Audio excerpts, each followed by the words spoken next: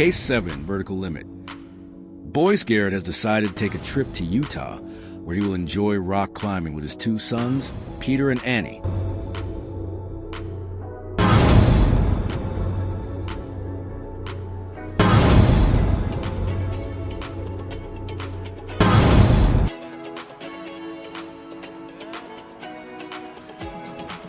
Due to the negligence of 2 other climbers, they are hanging from a single anchor point.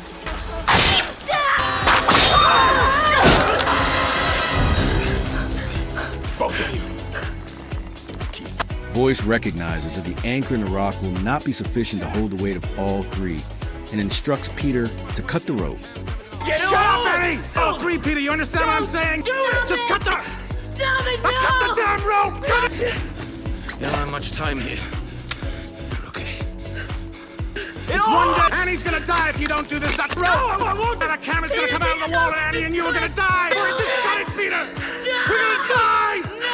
Annie and you are gonna die! Just cut it, Peter! Boyce falls into the void and saves Peter and Annie's lives. The exercise can be approached from the perspective of the right of necessity, in the sense of Peter's action of taking his father's life to save his own.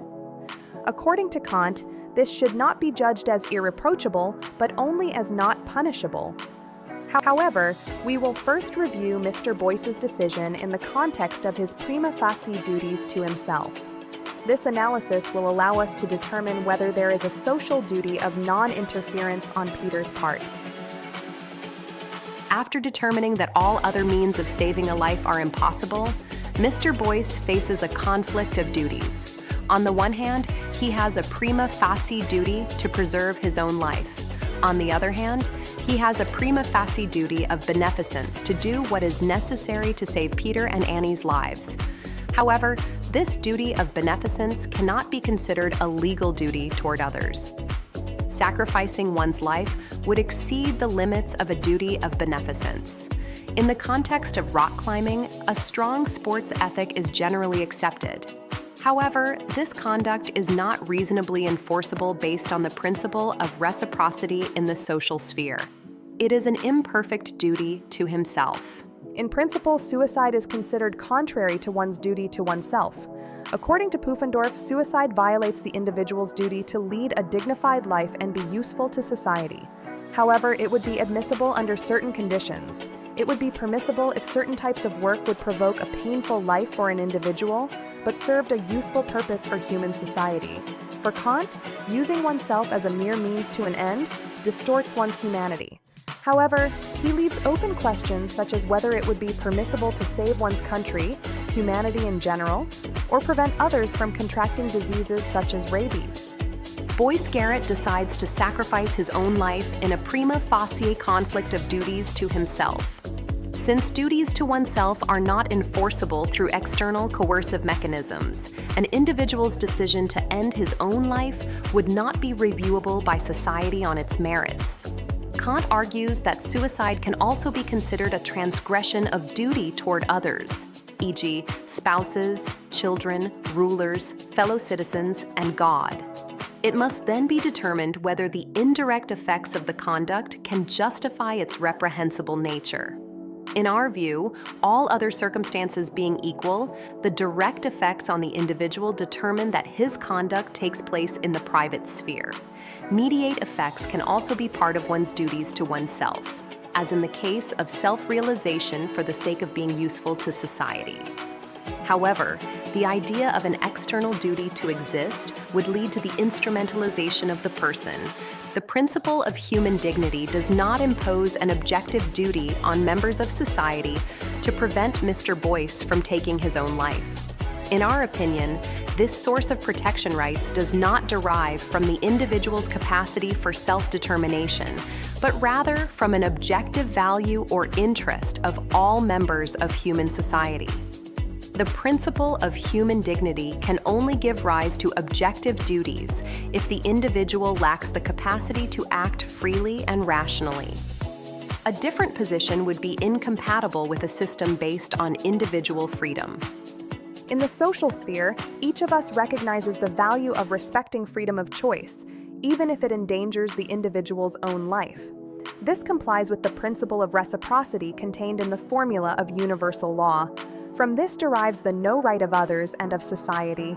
The German Federal Constitutional Court has ruled that decisions about one's voluntary end of life do not require additional explanation or justification. According to the court, self-determination in this area belongs to the most fundamental area of personality of human beings. In this area, individuals are free to choose their own rules and decide according to them. Boyce Garrett's decision to sacrifice his life is therefore governed by the principle of autonomy, which tends to prevail in the private sphere, especially in the absence of direct harm to others. Mr. Boyce's choice to sacrifice himself to save Peter and Annie's lives stems from his assessment of his duties to himself in the context of a non-conflicting relationship. Mr. Boyce's freedom of self-determination opposes the social no right of everyone and the no duty of Mr. Boyce to others. The right of defense is the external face of determining the end. In a non-conflictive relationship, this becomes an actual right and is correlated with a duty for each of us, the other members of society, not to interfere in that resolution.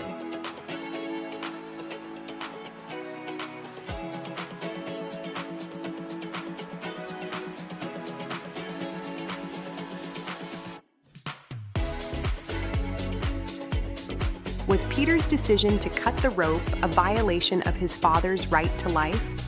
Peter is an adult who can make decisions independently.